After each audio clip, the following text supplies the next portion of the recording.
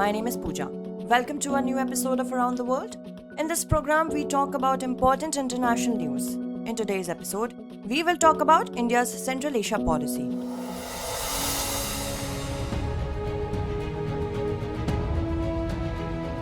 A meeting of National Security Advisors of India and 5 Central Asian countries was held on 6th of December 2022.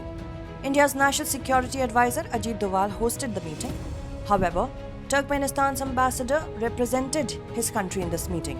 This meeting was organized in the sequence of the first virtual India-Central Asia Summit held in January 2022.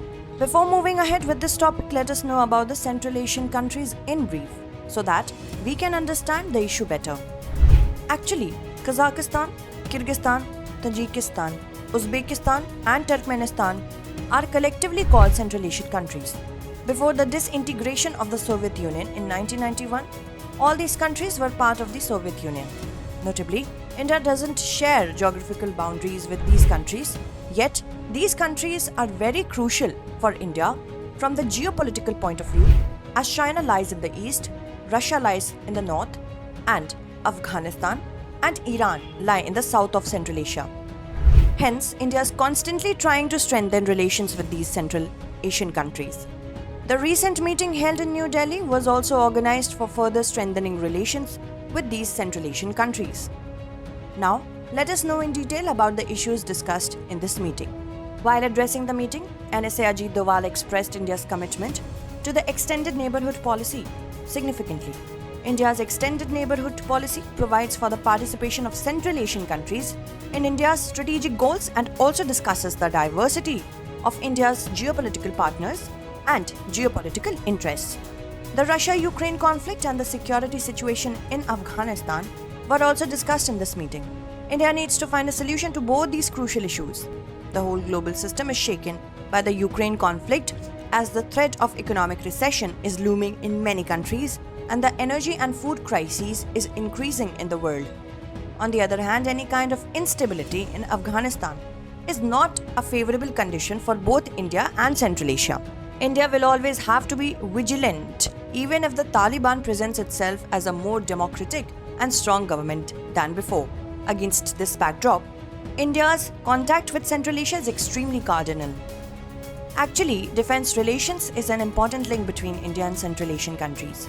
Since it was a meeting of security advisors, therefore, various aspects related to security were discussed in this meeting.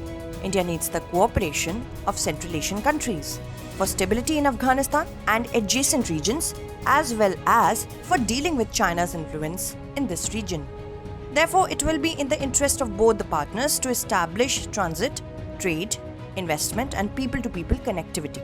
Central Asia becomes more important as a long-term and reliable ally for India at a time when the region is becoming a hub of global superpowers for the balance of power, be it superpowers like Russia, China or the US, or states with unstable governments like Iran, Afghanistan and Pakistan.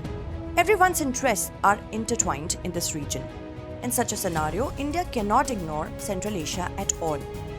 At this juncture, a pertinent question arises. How is India pursuing its interests in Central Asia in the presence of superpowers like Russia, the US and China, despite the fact that there is a conflict of interest between the superpowers in this region?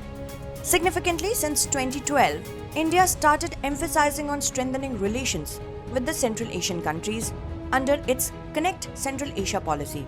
For this very purpose, Prime Minister Modi made a visit to these 5 Central Asian countries in 2015. It was the first such visit by any Prime Minister of India. Consequently, it became clear that India's relations with Central Asia would be part of an independent foreign policy, free from Russia's influence, because till now, India's relations with Central Asia depended on India's relations with Russia. Apart from the strategic location of Central Asia, India is also attracted more towards these countries due to the presence of natural resources in these countries. Significantly, the Central Asian countries are rich in terms of minerals and natural resources. Kazakhstan has the largest reserves of uranium along with coal, lead, zinc, gold and iron ore. Kyrgyzstan is rich in gold and hydroelectric power. Turkmenistan has the world's largest reserves of natural gas. Tajikistan has immense potential for hydroelectricity, and Uzbekistan is extremely rich in terms of gold, uranium, and natural gas. Notably, India imports about 80% of its uranium requirements from Kazakhstan. Similarly, India and Turkmenistan are major partners in the ambitious Tapi gas project. In this way, India and Central Asian countries are cooperating on many projects, but India's cooperation with Central Asian countries is very less as compared to China. China, a close neighbor of the Central Asian countries, currently has a bilateral trade of $50 billion with Central Asia.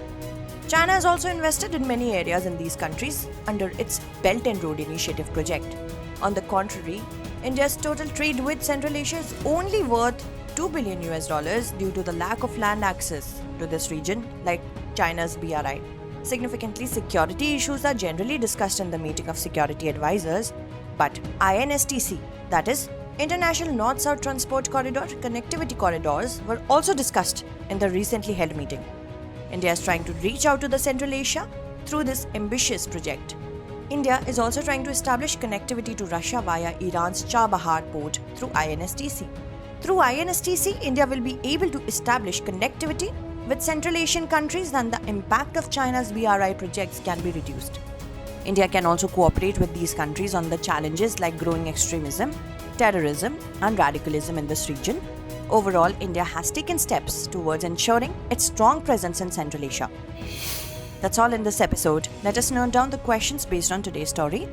Discuss India's Connect Asia policy in view of the NSA level meeting held in New Delhi.